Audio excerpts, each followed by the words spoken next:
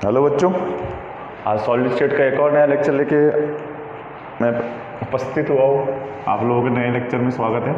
देखो, packing efficiency क्या होती है? पैकिंग एफिशिएंसी होती है, लिखो, नया टॉपिक है packing efficiency. Packing efficiency, packing efficiency की total percent of space filled by the particle in an atom. Definition लिखवा देते हैं आप लोगों को।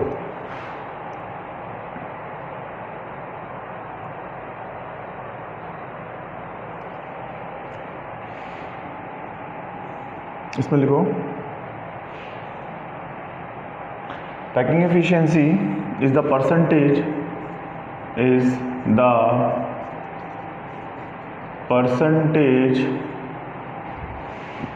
Of total space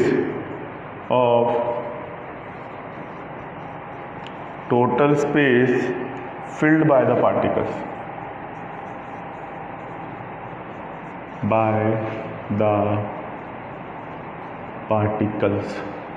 is known as packing efficiency, कि कितना भरा हुआ है। देखो क्या बोलते हैं, एक तरीके से समझो, 3-4 तरह की होती है। जैसे पहला आता है सिंपल स्ट्रक्चर। देखो, जब भी सिंपल स्ट्रक्चर में क्या होता था कि हर एक कॉर्नर पर आप लोगों के एटम अवेलेबल रहता था। क्या रहता था? हर एक कॉर्नर पर आप लोगों का एटम अवेलेबल रहता था। इस तरीके से स्फेरिकल शेप में होता था।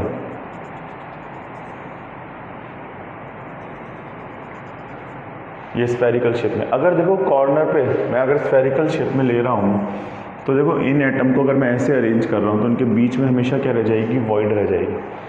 तो सिर्फ एटम से भरा हुआ बचा हुआ स्पेस तो क्या है? वॉइड। तो टोटल के रिस्पेक्ट में कितना भरा हुआ है जब वो, क्योंकि अपन जो भी एटम मानते हैं वो स्फेरिकल शेप में मानते हैं, तो टोटल के रिस्पेक्ट में कितना भरा हुआ है वो उसको क्या बताता है? पैकिंग एफिशिएंसी को रिप्रेजेंट करता है, कि total space filled by the particle is represent the packing efficiency of the atom. इसको रिप्रेजेंट कर रहा है, पैकिंग एफिशिएंसी को रिप्रेजेंट कर रहा है। This point is clear? Okay बच्चों, अब आगे देखो। अब अलग अलग के निकालें। सिंपल या प्रिमिटिव यूनिट सेल में क्या होता है? देखो, यहाँ से लेके हर एक कॉर्नर पे, मैं सिर्फ एक कॉर्नर का बता रहा हूँ, इसकी हर एक साइड की यूनिट सेल को मैंने मान लिया ए। सब तरफ से यूनिट सेल जो है क्यूब शेप में है, इसकी साइड को मैंने मान लिया ए। तो देखो ये साइड भी क्या हो जाएगी? यहाँ से लेके यहाँ तक भी क्या हो जाएगा? ए। और वो इस तरीके से एटम की सेंटर यहाँ पे है, तो ए इज इक्वल टू, देखो क्या हो जाएगा? 2r हो जाएगा, बराबर है। A is equal to 2r। Packing efficiency का फॉर्मूला होता है, टोटल नंबर ऑफ एटम कितने होते हैं बॉडी सेंड? प्रिमिटिव में 1 थे, 8 इंटू 1/8 इज इक्वल टू 1। तो प्रिमिटिव की पैकिंग एफिशिएंसी है वॉल्यूम ऑक्यूपाइड बाय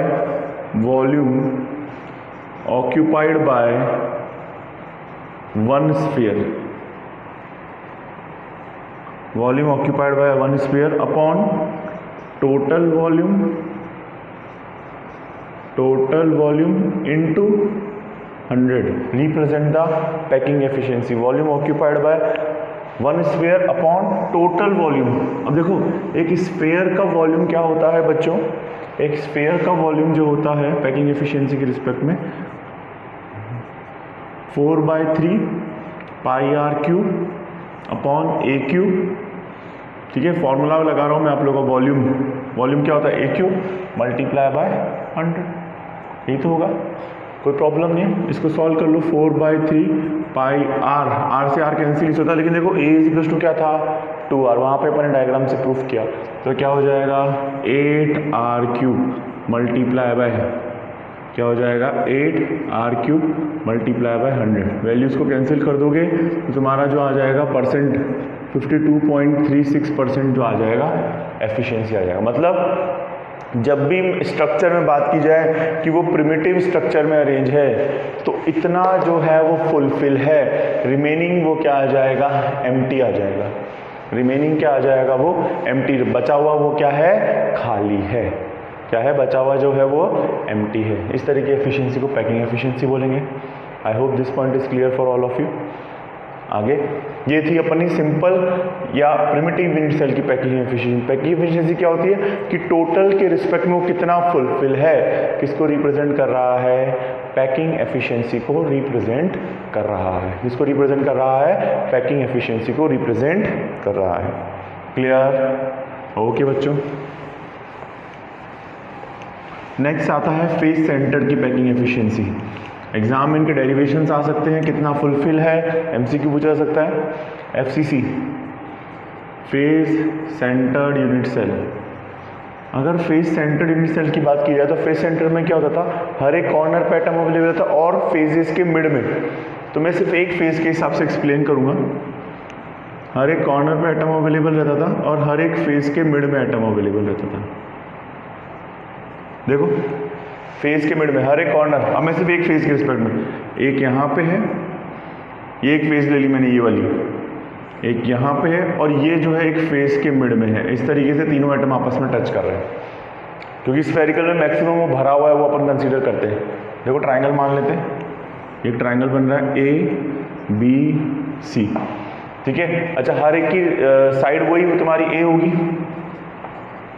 हर एक साइड जो होगी, ये वाली जो भी दिख रही है तुम्हें। और AC इज इक्वल टू, देखो मैं क्या मान रहा हूँ, AC इज इक्वल टू आप लोगों को हो जाएगा B।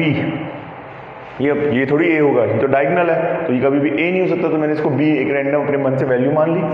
और देखो B इज इक्वल टू, देखो स्फेयर फॉर्म है, सेंटर से यहाँ से लेके यहाँ तक R, फिर ये भी सेंटर से यहाँ से लेके यहाँ तक R, यहाँ से लेके यहाँ तक R और यहाँ से लेके यहाँ तक R। R plus R plus R plus R क्या हो जाएगा? 4R हो जाएगा। क्या हो जाएगा? 4R हो जाएगा। ये वाला बात क्लियर है कि हाँ, क्या सेंटर से लेके R plus R is equal to 4R। फिर आगे की कहानी, अगर ये 4R है तो देखो अब ट्राइंगल लेते हैं। ट्राइंगल अपन लेंगे ABC, पाइथागोरस थ्योरम लगा सकते हैं, AC square is equals to AB square plus BC square. AC square is equals to B square, अपन ने माना B is equals to A square plus A square. तो B बराबर solve कर लोगे तो बच्चों आ जाएगा √2A। B बराबर क्या आ जाएगा? √2A इज इक्वल्स टू, देखो यहाँ पे लिख दूँ, B इज इक्वल्स टू क्या कर सकते हैं? √2A भी लिख सकते हैं, लिख लो, कोई प्रॉब्लम ही नहीं है। देखो R इज इक्वल्स टू अगर मुझे सॉल्व करना हो या A is equals to solve करना हो, A इज इक्वल्स टू क्या हो जाएगा? 4R upon √2। इसको सॉल्व कर लोगे, √2 से √2 कैंसिल, तो 2√2R आ जाएगा। ये बहुत इंपॉर्टेंट है। एग्जाम में क्या बोलेंगे? फेस सेंटर की तुम्हें FCC से लैटिस बोलेंगे, CCP बोलेंगे, तो वहाँ पे तुम्हें A दे रखा है और R पूछा है, या R दे रखा है या A पूछा है। इसमें से 1 मार्क का न्यूमेरिकल आराम से बन सकता है। क्या बन सकता है? इसमें से 1 मार्क का न्यूमेरिकल जो है वो इजीली फॉर्म हो सकता है पैकिंग एफिशिएंसी के रिस्पेक्ट में। This point is clear for all of you बच्चों। अब आगे की कहानी,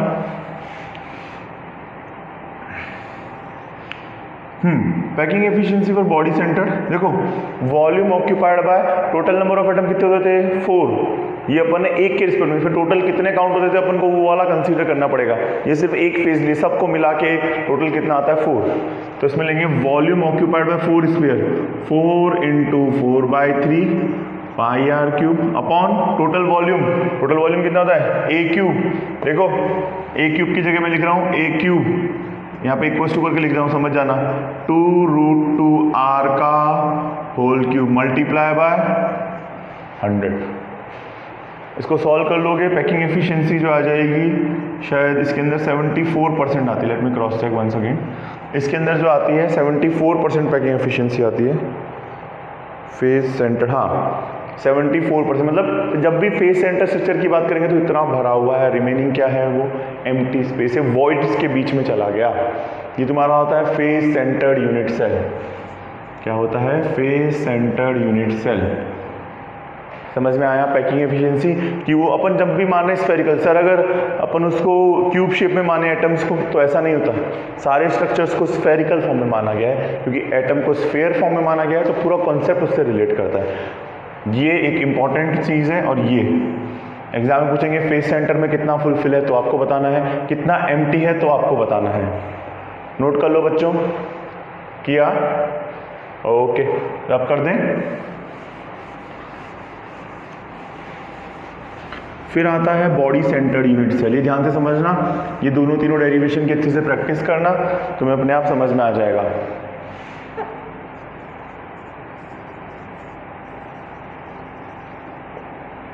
body centred unit cell. Body centre unit cell की अगर बात की जाए तो बॉडी सेंटर में क्या होता है, हर एक कॉर्नर के अलावा बॉडी के सेंटर में एटम अवेलेबल है। बॉडी सेंटर में क्या बात की जाती है कि कॉर्नर के अलावा बॉडी सेंटर्ड यूनिट सेल। तो बॉडी सेंटर की अगर बात की जाए तो बॉडी सेंटर्ड में क्या होता है, देखो ध्यान से समझो, इसका डेरिवेशन भी अच्छा है बेटा। डेरिवेशन की एक बार आप लोगों से रिक्वेस्ट है कि एक बार घर पे अच्छे से प्रैक्टिस करें। इन चीज़ों को लिख के नहीं देखोगे तो समझ में नहीं आएगा। कैसा होता है, बॉडी सेंटर में एक कॉर्नर पे, एक मिड में और एक अपोजिट कॉर्नर पे एटम अवेलेबल रहता है। इस तरीके से एटम्स का अरेंजमेंट होता है। तो देखो मैं बना रहा हूँ, एक कॉर्नर पे एक इस वाले, ये दो अपोजिट फेजेस के कॉर्नर है, तुम्हें इमेजिन करना पड़ेगा, एक इस तरफ है एक इस तरफ है, और ये बॉडी के सेंटर में एटम अवेलेबल है। तो तुम्हारा होता है बॉडी सेंटर यूनिट सेल।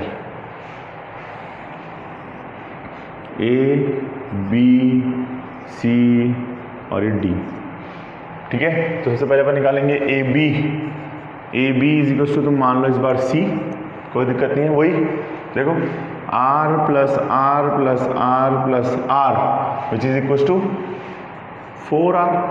ये भी कोई दिक्कत नहीं है, सिंपल सा फंडा है, ठीक है। अगर ये 4R है, अब प्रॉब्लम क्या है, मुझे इसको पहले अपन को ट्राइंगल लेना पड़ेगा, नीचे वाला ट्राइंगल ले रहे हैं बी सी डी में। देखो इसकी हर एक साइड को मैं मान रहा हूँ ए, ये वाली डायगोनल को निकालना, क्योंकि देखो बॉडी सेंटर में क्या होता है, इस तरीके से अपोजिट में जा रहा होता है। देखो अपोजिट में 3D में, तो आप लोगों को एक ये वाली फेस होनी चाहिए, जो मुझे पता है वो ए है, और एक जो है डायगोनल निकालने के लिए एक ये वाली और एक ये वाली, तो मैं सोचना पड़ेगा क्योंकि ये क्रॉस में जा रहा है। देखो ये क्रॉस में जा रहा है, तो ये वाली पता होनी चाहिए, ये वाली तुम्हें पता ही है, तो पहले ये निकालनी पड़ेगी। ट्राइंगल बी सी डी में क्या हो जाएगा, B C square is equals to B D square plus B C D square, ठीक है। तो ये हो जाएगा B square is equals to A square plus A square, तो बी बराबर जो आ जाएगा, बी स्क्वायर बराबर जो आ जाएगा, बी बराबर जो आ जाएगा √2 आ जाएगा। ये अपने पास बी की वैल्यू आ गई। अब अपन ट्राइंगल ए बी सी की बात करेंगे। ए बी सी में अगर बात की जाए पाइथागोरस थ्योरम से, तो ये हो जाएगा ए बी का square is equals to B C का स्क्वायर प्लस ए सी का स्क्वायर। ए बी के स्क्वायर को अपन ने मान लिया सी स्क्वायर, और बी सी के स्क्वायर को अपन ने माना है ये बी सी। देखो ये रहा बी सी का स्क्वायर, पूरा सॉल्व करने पे आया बी बराबर 2a का स्क्वायर, और ए सी इज इक्वल टू अपन को पता है ऑलरेडी हर एक साइड के हिसाब से a है, तो सी बराबर आप लोग सॉल्व कर लोगे तो √3a। ये तुम्हारे पास आ गई ये वाला डायगोनल, ये वाला डायगोनल। तो बस प्रॉब्लम सॉल्व, सी बराबर √3a। जो रिलेशन निकालना है a का, तो a इज इक्वल टू आप लोगों के हो जाएगा, इसको डिवाइड कर देंगे तो 4R/√3। ये इंपॉर्टेंट फॉर्मूला, एग्जाम में तुम्हें क्या करेंगे, बोलेंगे बॉडी सेंटर की रेडियस दे रखी है तो साइड निकालो, साइड दे रखी है तो रेडियस निकालो। ये क्वेश्चन एमसीक्यू में बहुत कॉमन है, पूछे जाने वाले। अब पैकिंग एफिशिएंसी का फॉर्मूला लगाते हैं। पैकिंग एफिशिएंसी इक्वल्स टू क्या होता है, वॉल्यूम ऑक्यूपाइड बाय 2 स्फीयर्स, क्योंकि total number of atom body centre में याद करो 2 कैलकुलेट करते थे। बॉडी सेंटर में टोटल नंबर ऑफ एटम कितने कैलकुलेट करते थे, 2 कैलकुलेट करते थे। तो 2 इंटू 4/3 πr³ अपॉन वॉल्यूम। ए क्यूब की जगह देखो, ए क्यूब की जगह मैं इक्वल्स टू लिख के रख रहा हूँ, तुम्हें एग्जाम में सिर्फ यही लिखना है 4R/√3 का whole cube multiply by 100। Solve करोगे तो जो आएगा वो 68%। कि जब भी बॉडी सेंटर की बात करते हैं तो वो 68% जो है वो फुलफिल होता है। क्या होता है, फुलफिल होता है। नोट डाउन किया बच्चों अच्छे से, ठीक है। तो ये बॉडी सेंटर यूनिट्स है, तीनों की समझा दी, इंपॉर्टेंट है। एमसीक्यू में मुझे कितना भरा हुआ है, 68%, खाली कितना है 100 - 68 32% एम्प्टी है। तो इस तरीके से वाला कौन से आप लोग के काम करेगा। I hope this point is clear for all of you. तो आज के लिए इतना ही बहुत है बच्चों, इसको पढ़ते रहिए, इसकी एक बार रिटर्न प्रैक्टिस जरूर करना, डेरिवेशंस आ सकता है। तो आज के लिए इतना ही बहुत है। Thank you from my side, all the best, bye bye, take care, God bless you बच्चों।